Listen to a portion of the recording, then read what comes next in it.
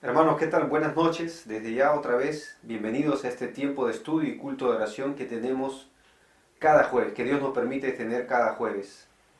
Esperando que hayan pasado un buen tiempo de nuestras fiestas patrias, recordando no solo la libertad y la bendición que Dios nos dio por nacer en este suelo, sino por el privilegio y el honor de haber sido hechos libres por medio de Jesucristo.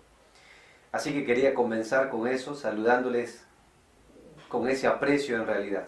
Apocalipsis 2, vamos a la cuarta iglesia que estamos estudiando desde ya las 7 iglesias de Apocalipsis. Esta es la cuarta ciudad que estamos viendo en esta ocasión, la iglesia que quedaba en Tiatira. Apocalipsis 2:18 dice: escribe al ángel de la iglesia en Tiatira, el Hijo de Dios, eso es importante, el que tiene ojos como llamas de fuego y pies semejantes al bronce bruñido, dice esto: yo conozco tus obras, y amor, y fe, y servicio, y tu paciencia, y que tus obras postreras son más que las primeras. Pero tengo unas pocas cosas contra ti, que, por favor marquen esta expresión, toleras, que esa mujer Jezabel, que se dice profetiza, enseñe y seduzca a mis siervos a fornicar y a comer cosas sacrificadas a los ídolos. Y le he dado tiempo para que se arrepienta, pero no quiere arrepentirse de su fornicación. He aquí yo la arrojo en cama y en gran tribulación, y los que con ella adulteran, si no se arrepienten de las obras de ella. Y a sus hijos heriré de muerte, y todas las iglesias sabrán que yo soy el que escudriña la mente y el corazón, y os daré a cada uno según vuestras obras. Pero a vosotros y a los demás que están en Tiatira, a cuantos no tienen esta doctrina y no han conocido lo que ellos llaman las profundidades de Satanás, yo os digo, no os impondré otra carga, pero lo que tenéis, retenedlo hasta que yo venga. Este versículo es clave, hermanos. Pero lo que tenéis, retenedlo hasta que yo venga. Al que venciere y guardare mis obras hasta el fin, yo le daré la autoridad sobre las naciones, y las regirá con vara de hierro, y serán quebradas como vaso de alfarero, como yo también le he recibido de mi Padre. Y le daré la estrella de la mañana. El que tiene oído, oiga lo que el Espíritu dice a las iglesias. Rápidamente te comparto la pantalla para que veamos un poquito la ciudad de Tiatira, cómo era antes. Esperemos que este tiempo pueda ser de gran edificación, hermanos, y sobre todo de advertencia. Las referencias geográficas de esta ciudad son muy especiales y diferentes a las demás, porque en realidad, hermanos, Tiatira, aunque es la cuarta ciudad, y lo vemos ahí, si tú puedes seguir viendo, hemos visto la iglesia de Éfeso, Esmirna, Pérgamo, hoy Tiatira, si Dios quiere, la próxima semana Sardis y las demás, hasta concluir con la Odisea. La iglesia de Tiatira quedaba en justamente la ciudad más pequeña de Asia Menor, en comparación a las demás. No era muy grande, ni contaba, dice ahí, con grandes atracciones como las demás.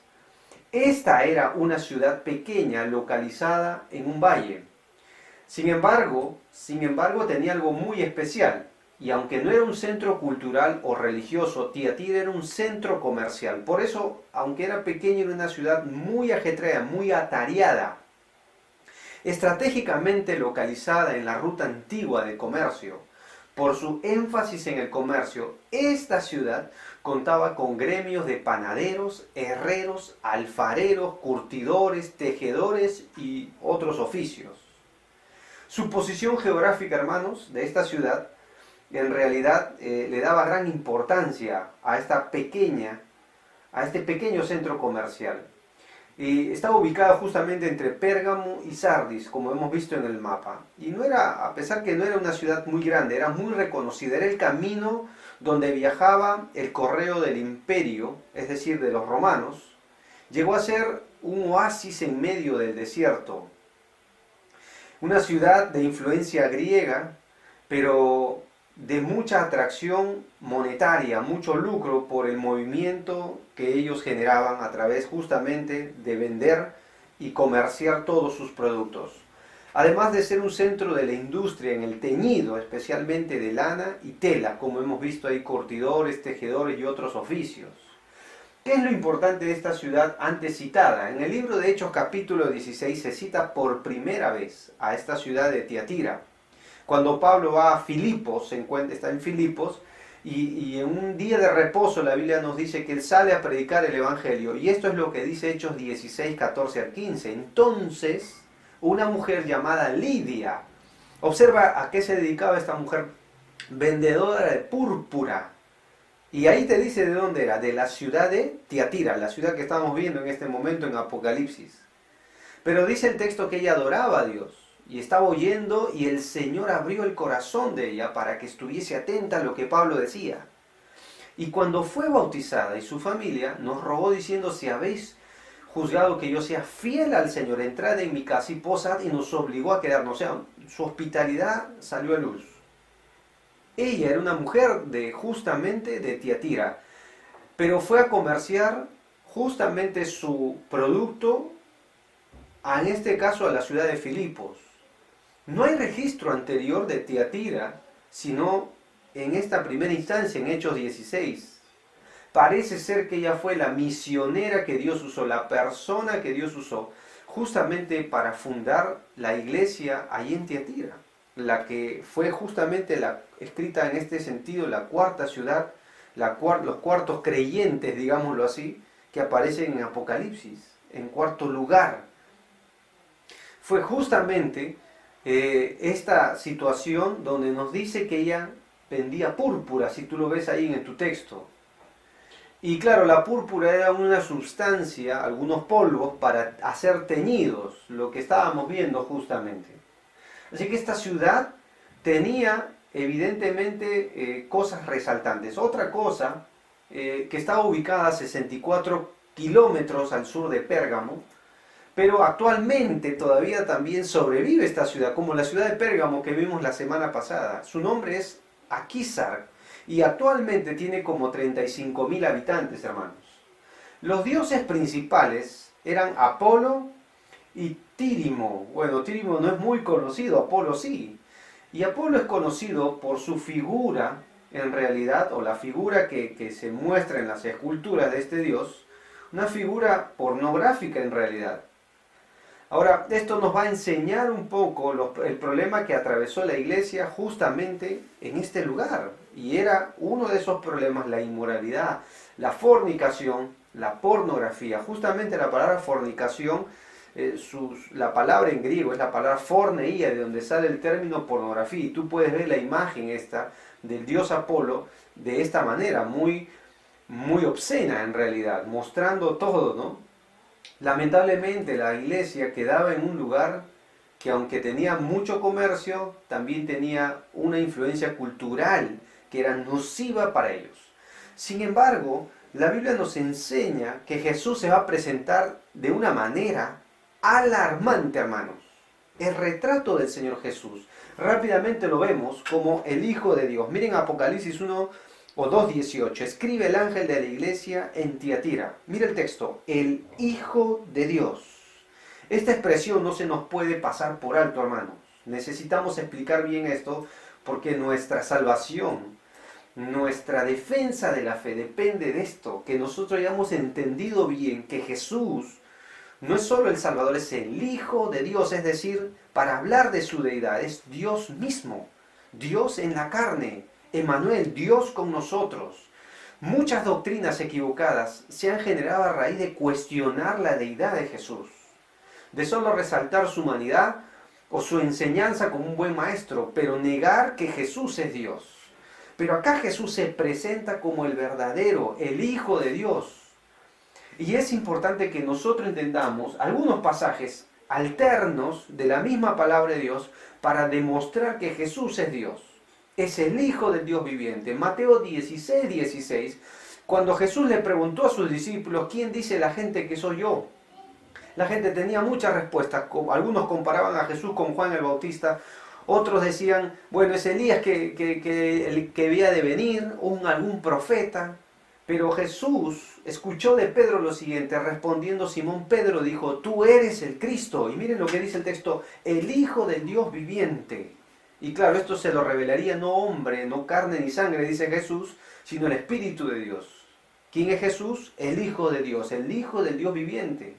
Si tú ves Mateo 27, 54, cuando crucificaron a Jesús y Él expiró, es decir, entregó su vida para asegurarse que estuviese muerto, porque no le quebraron hueso suyo, es decir, sus piernas, un centurión le atravesó el costado.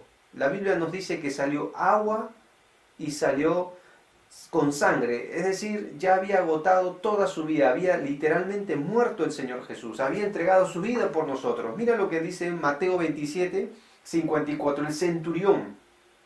Y los que con él, dice, guardando a Jesús, estaban con Jesús, o guardándolo a Jesús, perdón, visto el terremoto y las cosas que habían sido hechas, temieron en gran manera y dijeron, mira la conclusión que llegaron gentiles, romanos, verdaderamente este era el Hijo de Dios. Romanos 1.4, cuando Pablo introduce la carta a los romanos, les dice lo siguiente, que Jesucristo fue declarado Hijo de Dios con poder, dice el texto, según el Espíritu de Santidad, por la resurrección de entre los muertos. Jesucristo fue declarado Hijo de Dios con poder. Cuando arrestaron a Jesús antes de condenarlo a muerte, la Biblia nos dice en el texto de Mateo 26, 63, mas Jesús callaba, lo interrogaban, claro, le injuriaban, dice la Biblia. Entonces el sumo sacerdote le dijo, observen la pregunta que le hacen a Jesús, te conjuro por el Dios viviente, que nos digas si tú eres el Cristo, el Hijo de Dios. Ahora miren la respuesta contundente de Jesús. Jesús le dijo, tú lo has dicho, le dejó tremendo testimonio.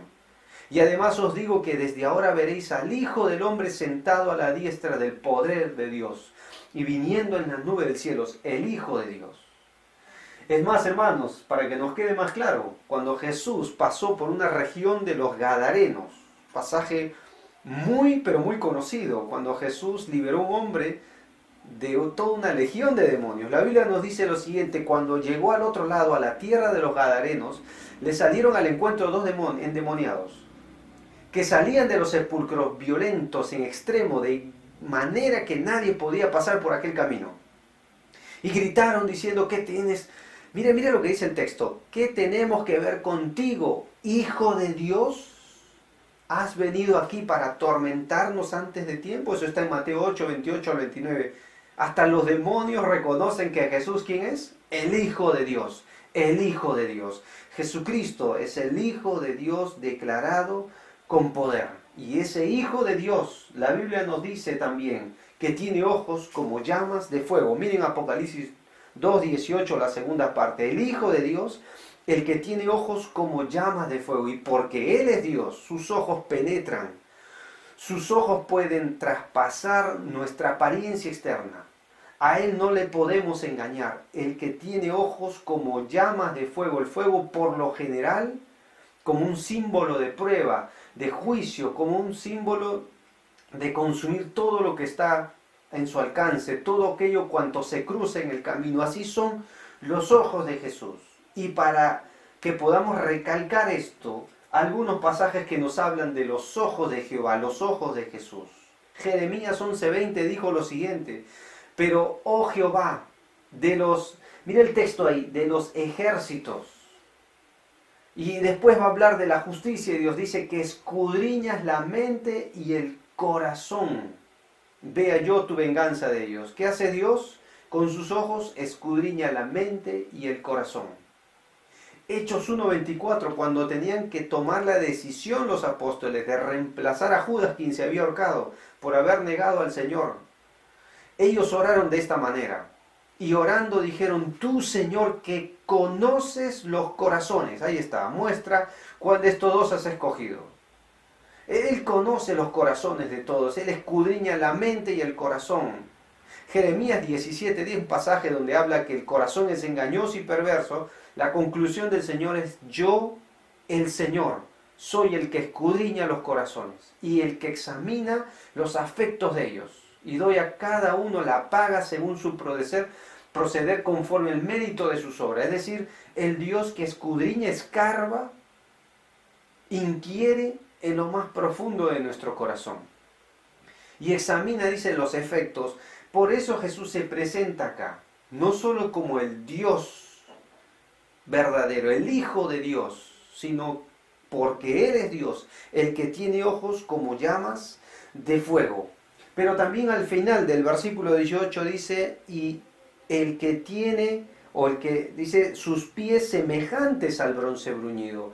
Apocalipsis 19 dice que Él un día vendrá y regirá las naciones con vara de hierro y pisará con sus pies literalmente a sus enemigos, los pondrá bajo sus pies como quien pisa el lagar de la ira del Dios Todopoderoso, dice Apocalipsis 19, para hablar de su juicio. Así que la expresión corporal de Jesús, según estas semejanzas, nos enseñan, hermanos, que Jesús se va a presentar a la iglesia de Tiatira porque observó una grave dificultad, un grave problema en ella. Por eso Jesús se va a presentar de esta manera, como te dije al principio, alarmante, de una manera que debería causar una advertencia. Él es el Dios, el Hijo de Dios, que a quien no se le puede engañar. Ahora, reconociendo el retrato con el cual se presenta Jesús, vamos rápidamente al reconocimiento que Jesús le hace a la iglesia. No todo era malo, pero primero va a empezar a reconocer. La Biblia dice en el versículo 19, yo conozco tus obras. Miren el texto. ¿Qué clase de obras tenía esta iglesia? Bueno, en primer lugar dice ahí el texto, en el versículo 19, y amor, y fe, y servicio. Esas tres expresiones, amor, fe y servicio. Para hablar del servicio tendríamos que examinar la palabra. La palabra es diaconía. Ellos en su amor y fe servían. Significa amor por los necesitados. Amor, la idea es un ministerio que ellos tenían de socorro para las personas pobres literalmente en esa ciudad. Ellos recaudaban, parece ser por lo que se sabe en historia, dinero para los pobres. Y quiero recordarte algo, hermanos, la Biblia nos enseña a acordarnos de personas en su necesidad. Proverbios 19 es muy claro cuando dice, a Jehová presta el que da al pobre, y el bien que se lo ha hecho, Dios se lo volverá a pagar. Hay muchos pasajes que pueden incluso motivarnos, exhortarnos, recordarnos que Dios nos ha llamado a servir no solo en palabras, sino en hechos y en verdad con respecto a la necesidad de nuestro prójimo. En este caso, esta iglesia tenía esta virtud. Miren algunos pasajes.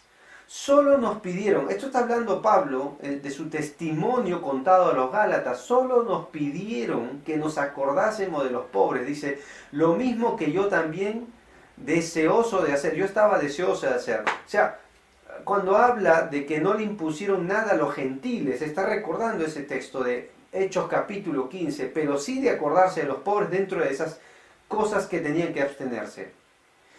Primera de Juan 3, 17 al 18 dice, pero el que tiene bienes de este mundo, es decir, que puede, que tiene cosas para compartir, y ve a su hermano tener necesidad y cierra contra él su corazón, ¿cómo muere el amor de Dios en él? Hijitos míos, dice, no amemos de palabra ni de lengua, sino en hechos y en verdad. ¿Vieron cómo el amor nos lleva y nos motiva a hacer algo por la necesidad del prójimo? Bueno, esta iglesia tenía esta particularidad. Tenía esta virtud, tenía esto sobresaliente, amor, fe y servicio, hermanos. El libro de Santiago también nos dice lo siguiente, que si nosotros profesamos una fe y vemos a nuestro hermano con que tenemos incluso con qué darle y no hacemos nada, solamente le decimos, bueno, que Dios te bendiga, como dice el libro de Santiago, y no hacemos nada, ¿podrá esa fe salvarnos? ¿Es productiva realmente esa fe? ¿Es verdadera esa fe? No, dice. Por eso es importante que entendamos cómo Jesús reconoce a esta iglesia. El problema no era el amor de la iglesia, el problema no era su fe, ni tampoco su interés por los necesitados. Es más, si tú sigues observando el versículo 19, dice en la segunda parte, servicio, pero también dice, y tu paciencia, la palabra ahí que aparece es hupomone, la palabra es muy usada en la Biblia, sobre todo en el Nuevo Testamento, para hablar de solidez ante las pruebas y persecuciones. La idea es mantenerse debajo. ¿Debajo de qué? De la voluntad de Dios, pese a los problemas, pese a las crisis, pese a la presión que ellos experimentaban. La iglesia no había abandonado. La iglesia seguía en pie. Y claro, porque tenemos que recordar que las persecuciones lo único que van a lograr es hacernos multiplicar y crecer en las manos de Dios. Jesús prometió que las puertas del Hades no prevalecerán contra la iglesia.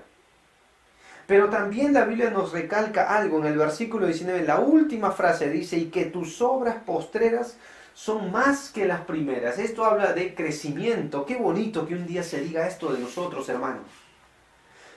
No que tengamos ya como 8, 10, 20 años en la fe y que nos digan al revés, que nuestras obras postreras son menores que las primeras. Que se diga de nosotros que somos una iglesia, creyentes, familias que están en crecimiento. Que a pesar de la pandemia, que a pesar de los tiempos difíciles que puedan venir, seguimos creciendo y que nuestras obras postreras, las actuales, son mejores todavía que las primeras. Nos habla de una iglesia que estaba en crecimiento. Esto nos lleva al siguiente punto, Apocalipsis 19:8. Para que veas que lo que hacemos para el Señor no es en vano. Hablando de la iglesia, el versículo como la novia y esposa de Cristo en el capítulo 19, dice, y a ella se le ha concedido que se vista de lino fino y limpio resplandeciente, porque el lino fino, mira lo que dice Jesús, es las acciones justas de los santos, sus obras postreras, mayores que las primeras. Dios las tiene en consideración. Y un día en la eternidad, lo que hacemos aquí en lo terrenal, va a sonar, hermanos, si lo hacemos con un corazón para Dios. Te animo con esto, a seguir sirviendo a nuestro Salvador y Señor. Pero, el versículo 4 dice, versículo 20, pero, hay 3 peros en la descripción de esta iglesia. El primer pero está en el versículo 20. Si tú lees el versículo 24, comienza con pero a vosotros.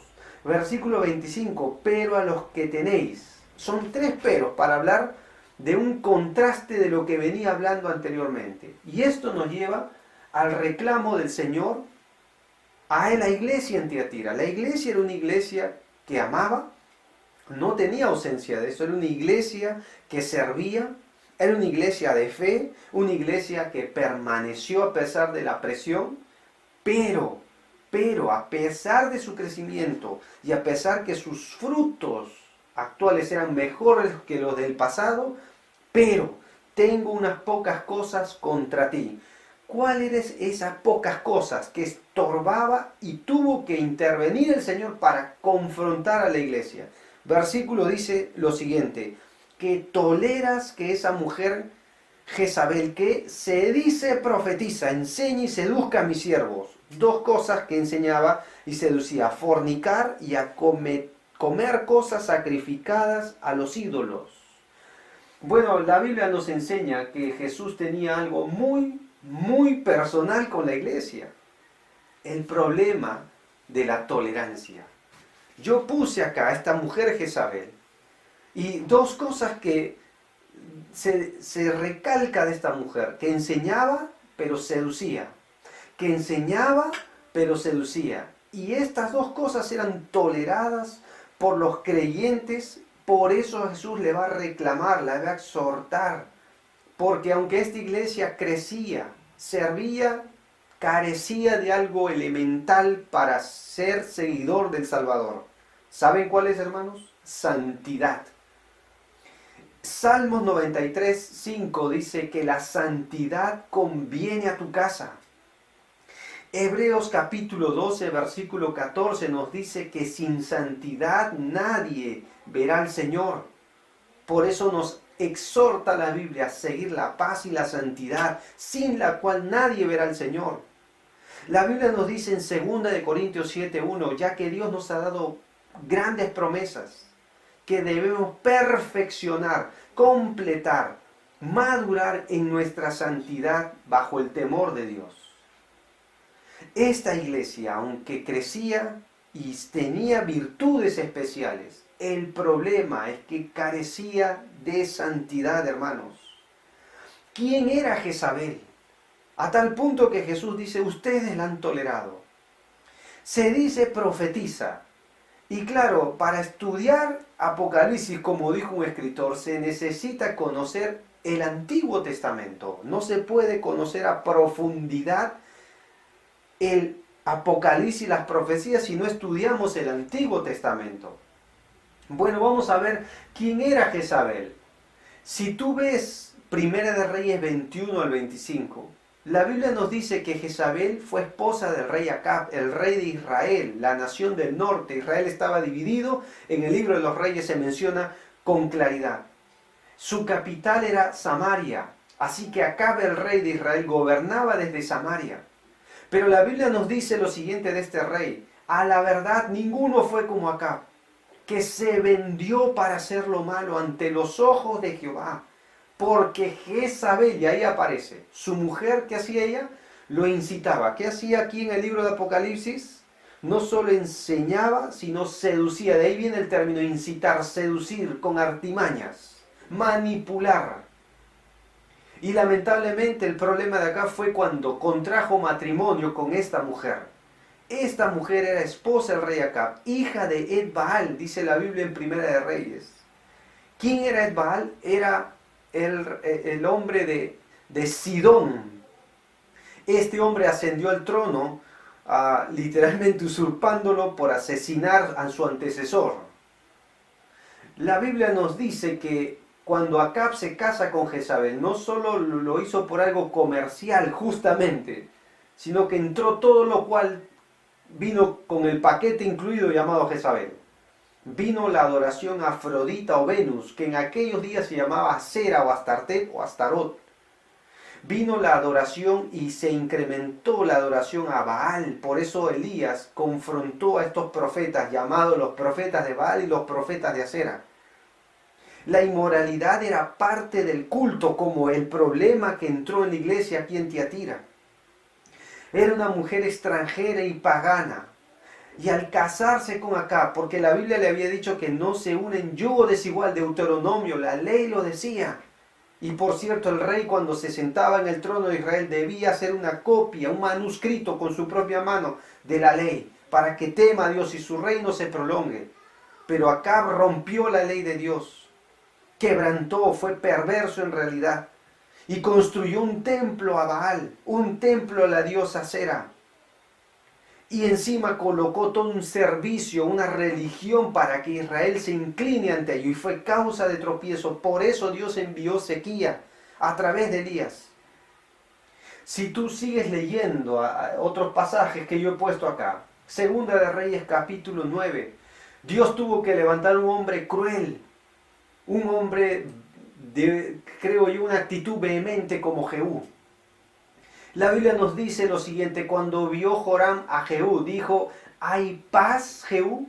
Y él respondió: ¿qué paz con las...? Mira cómo se refirió a Jezabel: con las fornicaciones de Jezabel tu madre. Mire cómo lo llamó.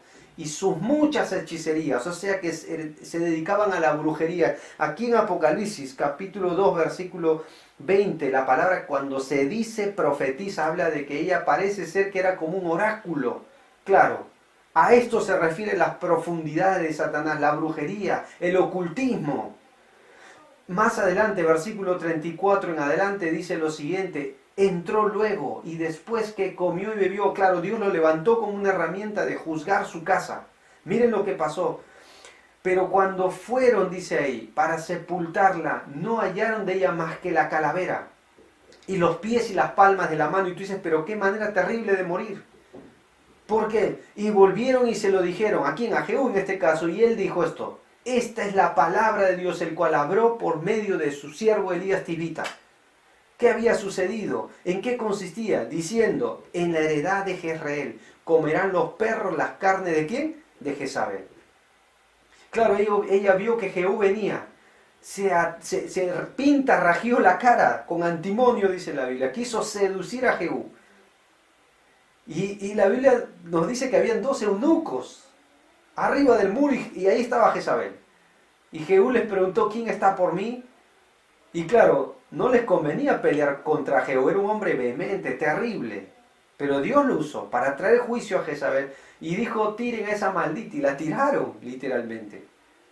¿Y saben lo que hizo Jehú? Dice la Biblia, le pasó su carruaje.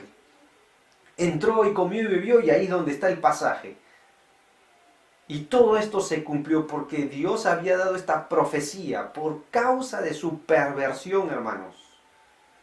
A la verdad no he visto una mujer en la Biblia que tenga el historial con el cual se le describe a Jezabel, a esta mujer del Antiguo Testamento, responsable de la muerte de Nabot para quitarle su viña. Eso está en 1 Reyes 21. Hizo firmar cartas para mentir y literalmente apedrear a Nabot y tomar su viña y dársela a su esposo Acab, quien lloraba porque no podía obtener la viña. Lloraba como un niño, hermano. Trató de matar a Elías el profeta, lo hizo huir. Evidentemente era una mujer imponente. Elías, viendo el peligro, se fue, dice la Biblia. Eso está en 1 Reyes 19, 1, 2. Dio muerte a profetas de Israel. Y ahí aparece un hombre, en 1 Reyes 18, 4, un hombre llamado Abdías, quien los escondía y los sustentaba con pan y agua, dice la Biblia, a los profetas. Pero también la Biblia nos dice en 1 Reyes 18, 9, cuando Elías confronta a Acab, y Acab, claro, vergonzosamente, ¿no? Muy atrevido le dice a Elías, tú eres el que turbas a Israel, y Elías lo confronta y le dice, no, tú eres el que turbas a Israel. Y le dice que en la mesa de Jezabel, es decir, ella sustentaba a 450 profetas de Baal y 400 profetas de Acera. No hay un registro como esta mujer, que yo vea de otra mujer en la Biblia, de ser una mujer perversa.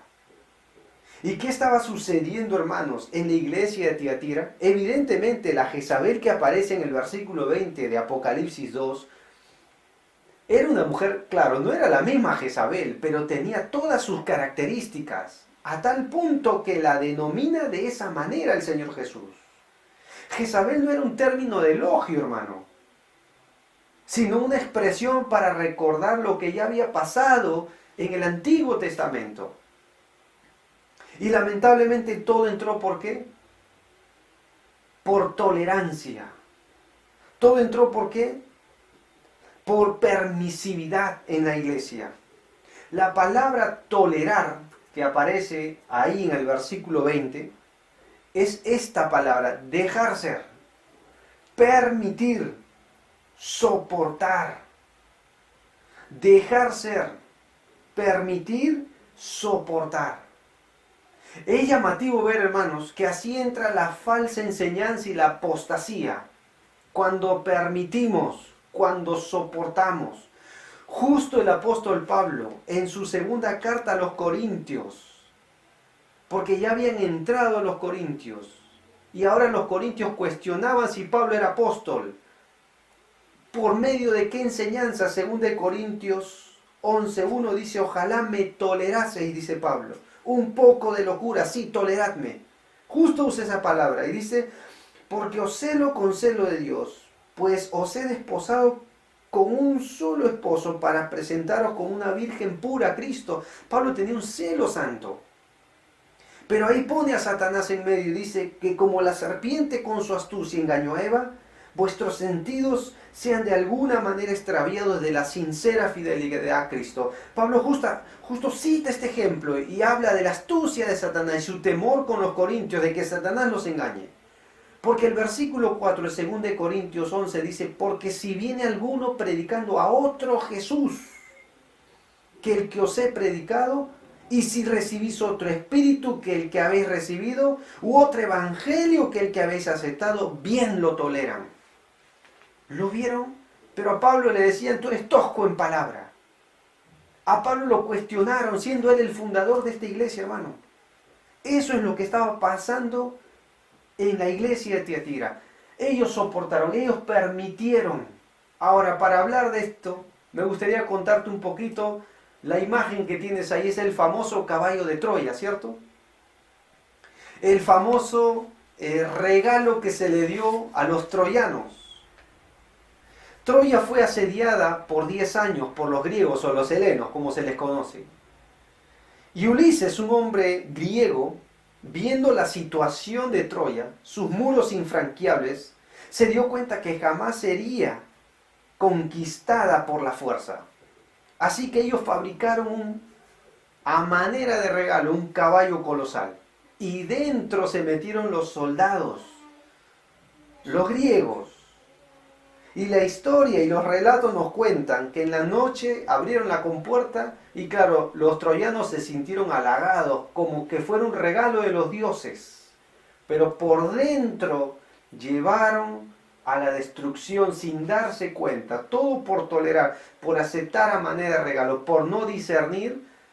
En la noche los soldados griegos salieron del caballo y conquistaron la ciudad, abriendo las puertas y dejando que los demás que asediaban pudieran entrar. Fue así como conquistaron esta ciudad. Por eso se le puso el famoso colosal caballo de Troya. Ahora, hermanos, ¿no es así como entra Satanás? ¿No es así como entró en esta iglesia? A partir de este momento, quiero que seas muy serio con lo que vamos a seguir estudiando en este momento. Porque yo creo que Satanás tiene una estrategia muy especial. Y acá los creyentes estaban asistiendo a la congregación. Sin embargo, no necesitó sacarlos de su congregación para que lleguen a ser infieles al Salvador. El problema de la tolerancia, hermanos, ¿cómo es hoy? Observando bien, el problema de la tolerancia y la permisividad es que deja entrar la apostasía en nuestra iglesia. Que Dios nos guarde. Que Dios nos guarde. ¿Cómo es la apostasía? Por causa de la tolerancia, por causa de la ingenuidad espiritual. En primer lugar, la apostasía, hermanos, es premeditada. Lo vuelvo a repetir, la apostasía es premeditada. ¿Cómo lo sabemos? Apocalipsis capítulo 2. Miren conmigo el versículo ahí, 20. Pero tengo unas pocas cosas contra ti, que toleras. La palabra que hemos visto no es ingenuidad. Toleras que esa mujer Jezabel, que se dice profetiza, ¿qué permitieron ellos? Fue premeditado, no fue casualidad, no fue ingenuidad, no fue porque, bueno, el destino no fue así, hermano. Ellos lo permitieron. Ellos permitieron que ella enseñe y seduzca, dice la Biblia, a los siervos a fornicar y a comer cosas sacrificadas a los ídolos. ¿Vieron? A tal punto, versículo 22, y dice, y aquí yo la arrojo en cama y en gran tribulación a los que con ella, o sea, fue voluntario lo que ellos hicieron, fue premeditado. No, por eso el Señor tiene que confrontar a la iglesia y actuar de la manera que vamos a ver, que es aterradora, va a traer muerte en su iglesia. Y claro, porque ellos lo permitieron. ¿Cómo es posible esto, hermano? La apostasía comienza con la tolerancia. Es premeditado. Mira, si tan solo vemos algunos pasajes, sin perder Apocalipsis. Por ejemplo, Primera de Juan 2, el versículo 19, hablando de los anticristos, hermanos, de la apostasía, dice lo siguiente, algunas referencias. Primera de Juan 2, 19, salieron de nosotros, pero no eran de nosotros.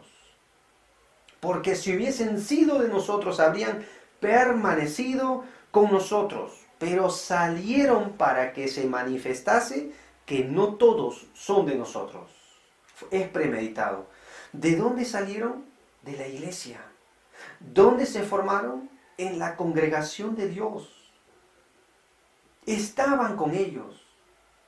Cuando tú ves Hechos capítulo 20, hermanos, el apóstol Pablo tenía una carga que se agolpaba de las iglesias. Hechos 20, versículo 17. Él hizo llamar a los ancianos, dice el texto, enviando pues desde Mileto a Éfeso, hizo llamar a los ancianos de la iglesia. O sea, para llamar a ancianos de la iglesia, evidentemente había un problema que preocupaba al apóstol Pablo.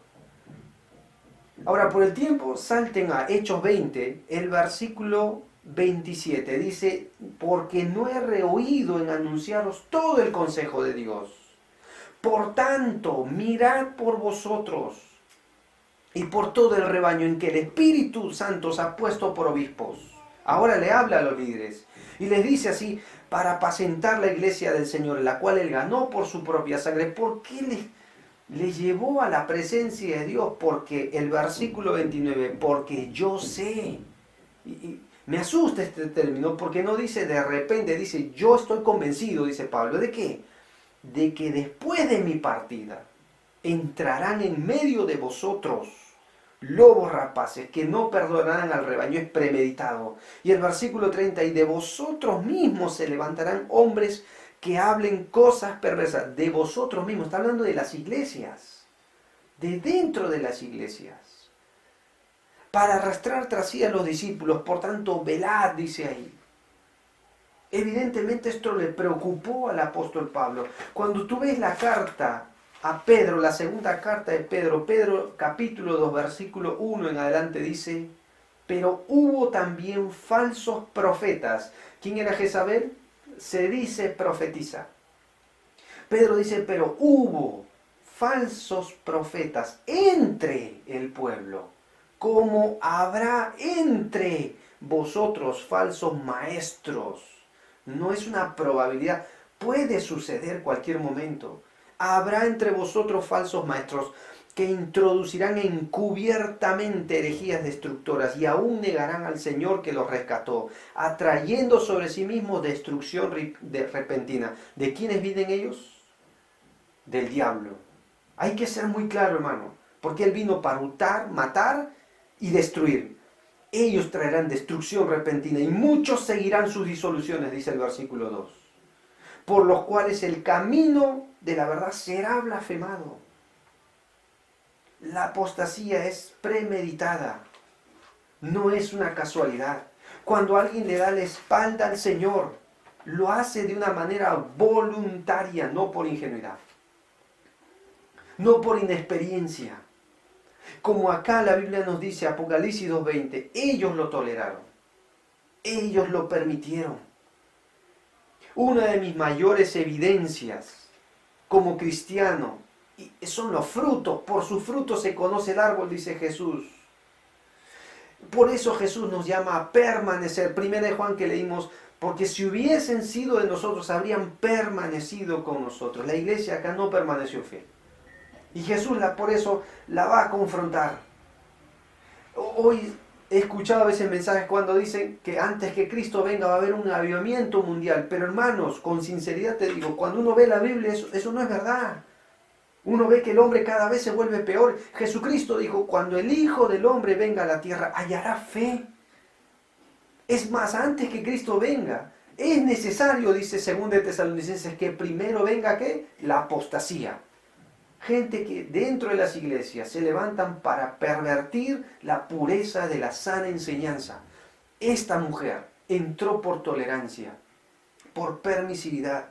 El mayor ejemplo que te puedo dar después de esto es Judas Iscariote. Él, el mejor ejemplo de 3 años bajo el mejor seminario, bajo el mejor maestro, el Señor Jesús. Él predicó a Cristo, expulsó demonios, hizo milagros. Él era uno de los 12, pero él deliberadamente vendió a Jesús. No fue ingenuidad. La Biblia nos dice que cuando quiso entregar a Jesús, buscaba oportunidad para entregárselo a los fariseos, al Sanedrín. Él buscaba la oportunidad, no fue ingenuidad. Fue algo que él deliberadamente planeó. Sin embargo, Jesús dijo algunas expresiones de él. En la noche que iba a ser entregado, de cierto os digo, uno de vosotros, ahí está, uno de vosotros. Esa es una expresión que Jesús citó. Otra cosa, la mano del que me entregue está conmigo, dijo Jesús en la última cena. Todo apóstata no es creyente. Ahora, no todo incrédulo es un apóstata, ¿no? Pero es una descripción muy clara para hablar que son premeditados. Otra característica de ellos, son persistentes. Apocalipsis 2, 21 en adelante, al 22, por favor. Y le he dado tiempo para que se arrepienta pero no quiere arrepentirse de su fornicación. Son persistentes. ¿Lo vieron? No quieren arrepentirse. Primera de Juan dice, si hubiesen sido de nosotros, habían permanecido. Son persistentes para hacer lo malo. Pueden crecer en compañía de otros creyentes. No crecen en el mundo, salen al mundo. Eso es otra cosa. Crecen en la brillante luz de Jesucristo. Se crían en las iglesias dentro, no en la ausencia y la presencia del Señor. Están en medio del pueblo de Dios, versículo 23, miren conmigo. Y a sus hijos heriré de muerte. Hasta tenía seguidores, discípulos, hijos espirituales. Y todas las iglesias sabrán que yo soy el que escudriña la mente y el corazón. Estaban en medio. En la historia de la mayoría de los apóstatas, hermanos, salieron de dentro de las iglesias. De lo contrario, no tendrían nada que rechazar, nada que negar, nada que contradecir.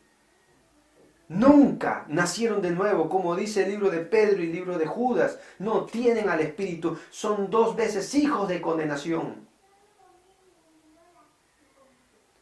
Por eso Pedro es muy claro cuando usa un proverbio. Miren, 2 de Pedro 2, otra vez se lo cito. 2 de Pedro 2 dice, versículo 21, porque mejor les hubiera sido no haber conocido el camino de la justicia, que después de haberlo conocido, volverse atrás del santo mandamiento que les fue dado. Pero les ha acontecido lo del verdadero proverbio, el perro vuelve a su vómito y la puerca lavada a revolcarse en el cieno. ¿Qué estaban haciendo estas personas seguidoras de Jezabel, de esta aparente profeta en la iglesia de Tiatira? Estaban pervirtiéndose, estaban fornicando, estaban dedicándose a los ídolos dentro de la iglesia. Y el problema de la apostasía es persistente. Pedro tiene que usar este ejemplo, este proverbio. Y uno se pregunta a veces por qué alguien no deja de pecar. ¿Por qué siempre está en el mundo ese hermanito? Tal vez no sea hermano. Vamos a ser claros.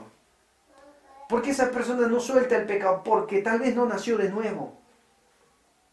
Como dice la Biblia acá, vuelve a ser su estado peor que el primero. Tercero, lleva una penalidad, no solo es premeditado, es persistente, lleva una penalidad. El versículo 22 te dice la penalidad, el juicio que Jesús traería. He aquí, Apocalipsis 2:22, he aquí yo, dice Jesús, la arrojo en cama y en gran tribulación a los que con ella, dice el texto ahí, adulteran si no se arrepienten de las obras de ella. Llevaba una penalidad, una condición de juicio.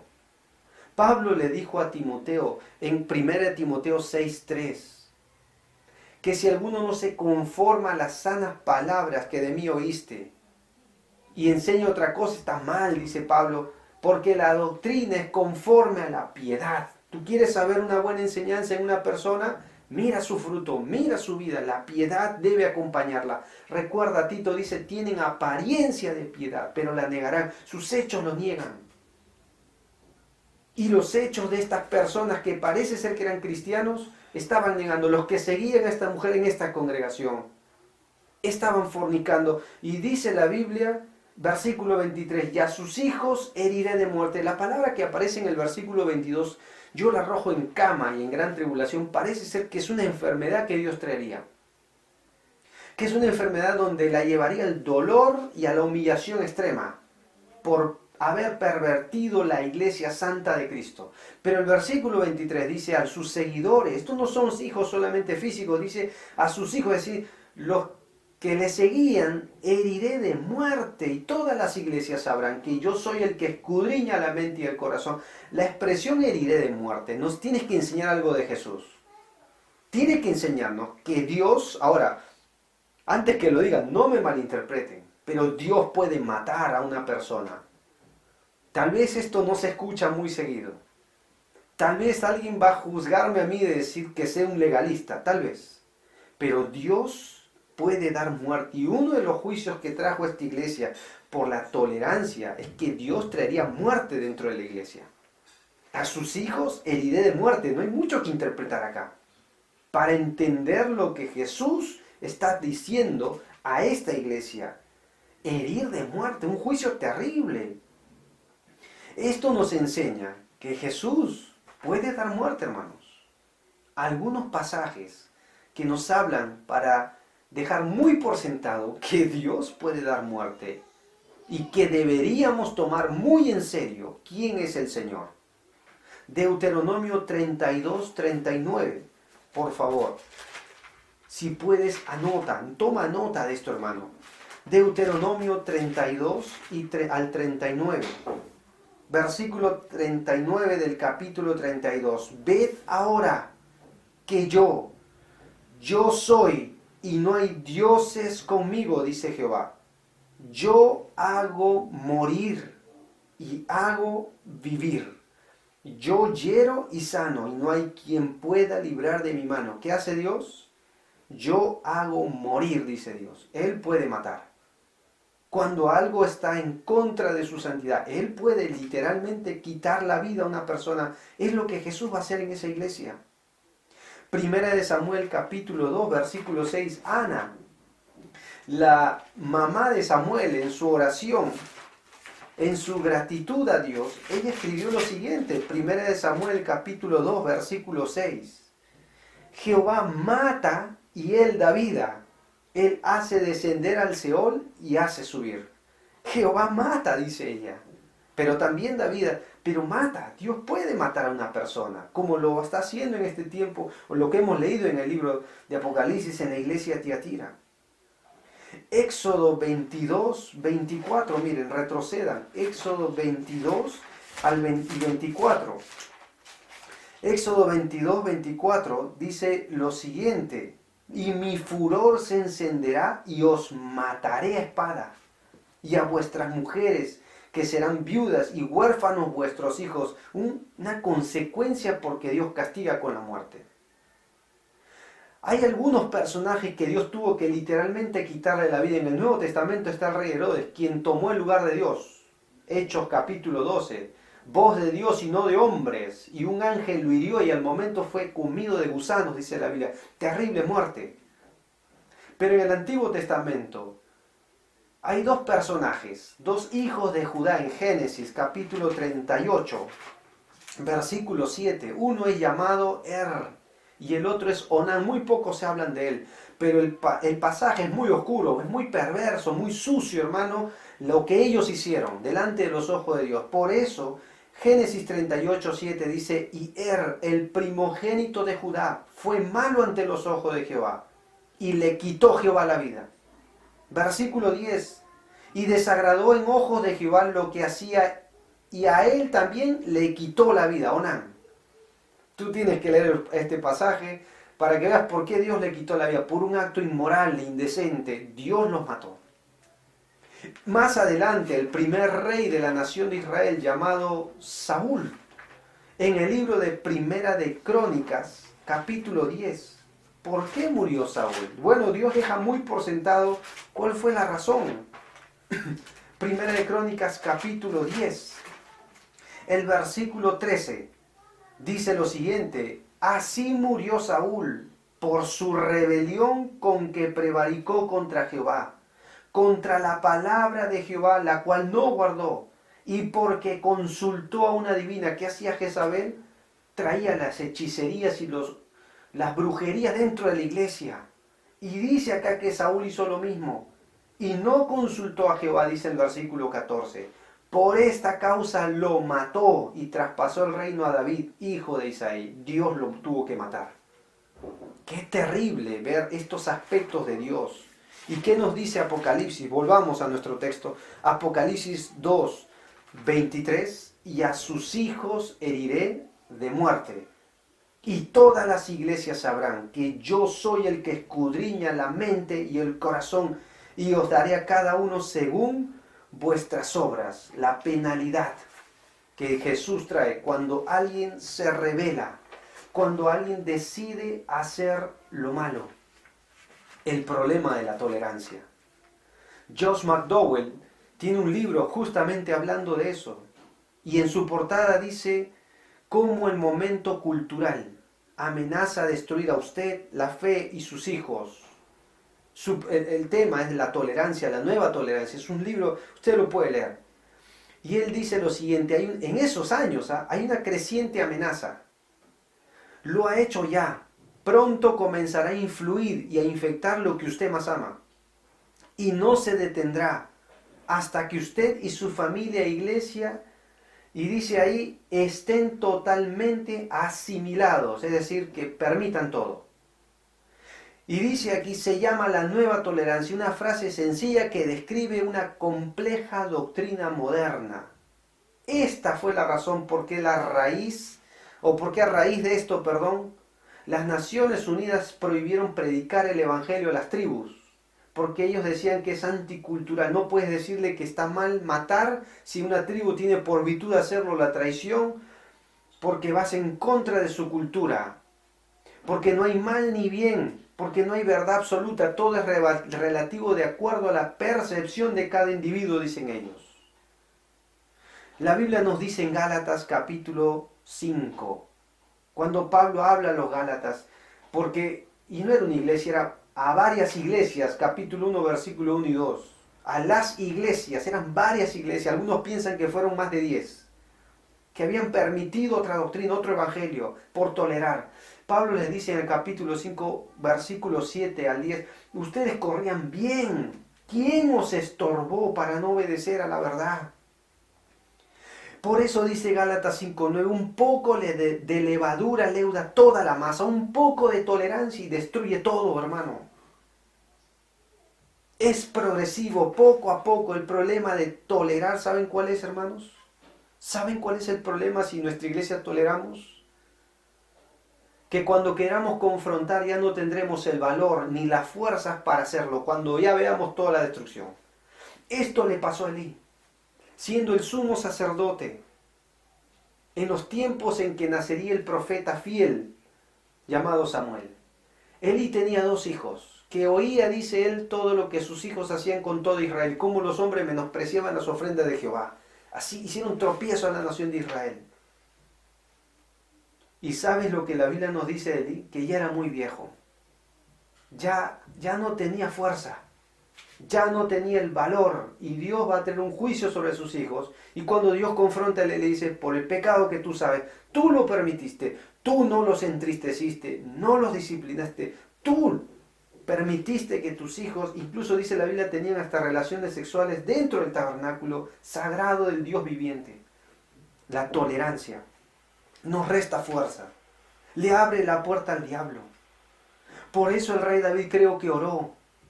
Salmos 12:1, salva, oh Jehová, porque se acabaron los piadosos en la tierra, han desaparecido los fieles. Que nunca oremos así en nuestra iglesia. Por saber de que hay hombres fieles, piadosos, que pararán por la verdad. Salmo 73, versículo 27, Asaf dijo lo siguiente, porque he aquí, los que se alejan de ti perecerán. Tú destruirás a todo aquel que se aparta de ti. Dios lo va a destruir. Como dice más adelante Pablo a Timoteo, ellos irán de mal en peor, cada vez peor. Y su maldad será descubierta en la congregación. ¿Qué lecciones nos lleva esto como iglesia? Miren Apocalipsis 2, versículo 24. Pero, ese es el segundo pero. A vosotros, yo doy gracias a Dios por esta expresión, porque no toda la iglesia se contaminó. Había un grupo fiel, como en los días de Elías, que él pensó que era el único. Dios le dijo, no, Elías, hay 7,000 que no se han doblado ante Baal, ni le han besado. Y yo doy gracias a Dios, porque en nuestra iglesia tengo la convicción, y es mi oración, que también sigan habiendo de los niños, jóvenes, adolescentes, que se levanten hombres, como los hay hoy en nuestra iglesia.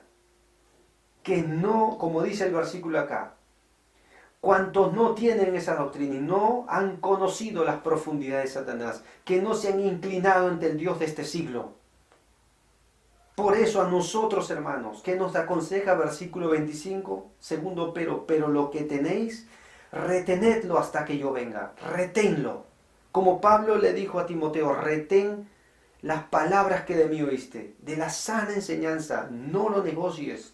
Compra la verdad, dice el proverbio, si no la vendas. La sabiduría y la enseñanza, no lo cambies. No lo diluyas, no lo adulteres, que sea siempre pura la sana enseñanza. Necesitamos aborrecer lo que está mal, como Dios aborrece las obras de los Nicolaitas que hemos visto en la iglesia en Éfeso, en la iglesia en Pérgamo. Hermanos, amar equivocadamente con el amor del mundo, emotivamente nos puede llevar a tolerar, pero amar con el amor de Dios nos va a llevar a aborrecer lo que Dios aborrece. Proverbios 6. 6 cosas aborrece Jehová, versículos 16 al 19. La lengua mentirosa, el testigo falso, los ojos altivos, el pensamiento inicuo, los pies presurosos para correr al mal, el que siembra discordia entre hermanos. Y curiosamente, los falsos maestros ponen división. Romanos capítulo 16, los que les gusta sembrar división. Malaquías 2, Dios dice que aborrece el divorcio. Malaquías 2:16.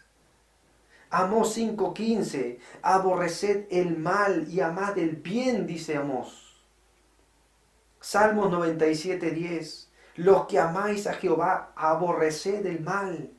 Romanos 12:9, el amor sea sin fingimiento. Aborreced lo malo, amad lo bueno. Es importante que entendamos esto. No podemos permitir cuando algo amenaza en la iglesia de Dios. No podemos tratarle emotivamente, sino con la verdad de la palabra de Dios. Por eso lo que tenéis, retenedlo hasta que yo venga, dice Jesús. Qué bonito, porque Él va a volver. Retenedor de la palabra fiel, Pablo le dice a Timoteo, como le ha sido enseñada. Retén la forma de las sanas palabras. Verdades fundamentales. Doy gracias a Dios porque en esta iglesia, a pesar de este contexto, había gente que pueden vivir por encima de la corrupción moral, doctrinal. Versículo 26, al que venciere y guardare mis obras hasta el fin, yo le daré autoridad sobre la nación. No me cansaré de repetir que un verdadero creyente es un más que vencedor. De eso está hablando. A los que vencen nos va a dar autoridad. Y dice el versículo 27, y las regirá con vara de hierro y serán quebradas como vaso del alfarero, como también yo le he recibido de mi Padre. Y le daré la estrella de la mañana. Qué bonita expresión que aparece en el último capítulo de Apocalipsis. Yo soy el linaje de David, la estrella resplandeciente de la mañana, dice Jesús en su segunda venida. El que tiene oído, oiga lo que el Espíritu dice a las iglesias. Hermanos, necesitamos mantenernos firmes. Hay recompensas para el hombre fiel. Acá dice la estrella resplandeciente de la mañana. ¿Quién es esa estrella? Según Apocalipsis 22. La Biblia nos dice lo siguiente, Apocalipsis 22:16. Yo, Jesús, he enviado mi ángel para daros testimonio de estas cosas. ¿A quiénes? En las iglesias. Yo soy la raíz y el linaje de David, la estrella resplandeciente de la mañana. Y el espíritu y la esposa dicen, ven, y el que oye diga, ven, y el que tiene sed, venga, y el que quiera tome del agua de la vida gratuitamente. Jesucristo es la estrella resplandeciente de la mañana. ¿Qué mayor recompensa cuando el Señor venga y nos haya a nosotros sus siervos haciendo fielmente lo que Él nos mandó? La mayor recompensa, yo la veo acá, que el mismo Señor Jesús es nuestro testigo, porque es quien en su venida resplandecerá y nos recompensará con su llegada. Hay un ejemplo en la Biblia, un testimonio que hasta el día de hoy arde y debe arder en tu corazón también. Arde en las misiones. Cuando tú ves Hechos capítulo 6, Esteban, un simple diácono, de quien se deriva su nombre Estéfanos o recompensa o corona, Fue un hombre que confrontó con la verdad, un simple diácono. Paró firme por los principios de Dios. La Biblia dice que los que estaban a su alrededor, el Sanedrín, crujían sus dientes. Lo condenaron injustamente a muerte por declarar la verdad y no negociarla, no diluirla. De eso dependía su vida, hermano, pero prefirió morir a contaminar la sana enseñanza, a diluir el Evangelio de Jesucristo, a negociar los principios de la persona de Cristo. Y si tú ves Hechos 6 y Hechos 7, vas a ver su tremenda exposición de las Escrituras siendo un diácono. Pero el desenlace de su vida lo encontramos al final de estos capítulos. Lo lapidaron. Había un joven ahí llamado Saulo que consentía en su muerte.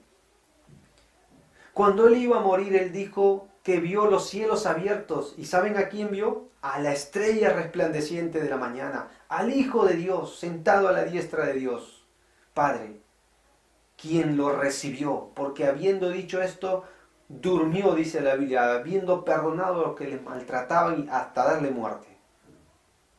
Jesús mismo lo recompensó con su presencia, le dejó ver esa estrella resplandeciente de la mañana. Esteban fue el primer mártir. Algunos dirían, fue en vano su muerte. No. ¿Saben qué nos dice Hechos capítulo 9 cuando Saulo respiraba amenazas en la iglesia que estaba en Jerusalén? Que un hombre llamado Felipe, por causa de la persecución con motivo de Esteban, otro diácono llamado Felipe, predicó en Samaria y toda esa aldea se convirtieron a Cristo. ¿Quién lo motivó? La muerte de Esteban, de un mártir fiel, que se mantuvo firme y prefirió morir que negociar sus principios de Dios, y lo hizo hasta la muerte. Y no solo quedó ahí. ¿Saben quién encendió el fuego misionero, amados hermanos? No fue Saulo o Pablo, fue Esteban. Cada vez que Pablo predicaba cuando se convierte a Cristo, recordaba a Esteban.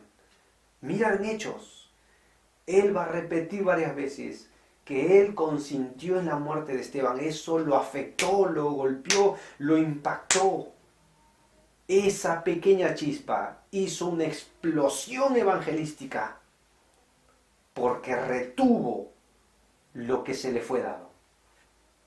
¿Cuál es el consejo de Jesús? Lo que tenéis, retenedlo hasta que yo venga. No es en vano. Retener la sana enseñanza no es en vano. Pero amigo que nos escuchas, ¿qué le dice Jesús a los que practicaban el pecado en esta iglesia? Le he dado tiempo para que se arrepienta y no quiere arrepentirse. Usted tiene que saber algo. Y esto se lo digo porque Dios le ama. Yo sería un mentiroso si le encubro esto. La Biblia dice que no hay hombre justo en la tierra que haga el bien y nunca peque. Todos somos pecadores. La Biblia nos dice, el que dice que no ha pecado le hace a Dios mentiroso, que dio testimonio de que todos somos pecadores. Usted es pecador. Amiga que no escuche, usted es pecadora. Pero usted puede hoy no solo vivir bajo la sombra de su pecado, sino en este momento entender que Dios le manda a arrepentirse. Es una orden. Dios dice que a todos los hombres en todo lugar que se arrepientan, dice el libro de Hechos 17.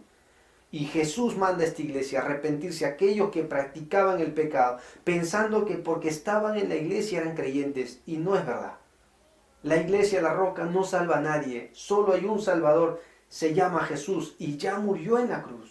Cargó sus delitos, sus pecados, mis pecados, nuestras transgresiones, nuestras rebeliones. Nosotros ofendimos a Dios, le tuvimos por abatido, azotado, por herido de Dios, dice el libro de Isaías 53. Fallamos de una manera deliberada, pecamos contra Dios, somos culpables, pero Dios cargó en Cristo nuestro pecado. Pedro dice que el justo Jesús se hizo maldición por nosotros los injustos. Dios ya tomó sus pecados y los clavó en la cruz y resucitó con poder al tercer día. Pero ahora le manda arrepiéntase. ¿Sabe qué es arrepentirse? Venga Jesús, deje su vida de pecado, venga Cristo. Y como dice la Biblia, aunque fueren como grana sus pecados, como la blanca lana serán. Dios quiere darle una vida limpia, santa, pura, y Él es el único que tiene autoridad para limpiar sus pecados. Entréguele su vida a Jesús. ¿Y cómo hago esto, hermano? Bueno, hay una sola condición. La Biblia nos dice, por la fe. Usted tiene que creer en Jesús. Usted debe arrepentirse. Yo no lo puedo hacer por usted. Pero si en este momento, porque está escuchando la voz de Dios, se arrepiente de todo corazón, la Biblia nos dice que Dios será propicio a usted. Todavía hay tiempo. Arrepiéntase. Amados hermanos, retengamos la sana enseñanza. Que nuestra iglesia no tolere lo que está mal. No toleremos algo que a veces por cobardía o por miedo a quedar mal, permitamos el daño a lo que Dios hizo por años en nuestra iglesia, en la iglesia que le pertenece a Él. Dios desea hombres de verdad. Dios desea varones, mujeres que alcen en alto la verdad de Cristo y que estén dispuestos a pagar un precio por duro que sea. Y preferible quedar bien con Dios y mal con el mundo que quedar bien con el mundo y quedar mal con Dios. No toleremos el pecado, porque la Biblia nos dice el que ha de venir vendrá y no tardará, y vendrá con su recompensa por haber sido una iglesia fiel al Salvador. Ese es nuestro deseo y espero que esta noche, por duro que haya sido este mensaje, entre en nuestro corazón para estar advertidos contra las acechanzas del diablo, quien por cierto Cristo murió para destruir por su muerte en la cruz al que tenía el imperio de la muerte, al mismo diablo. Muchas gracias, que Dios les bendiga a todos.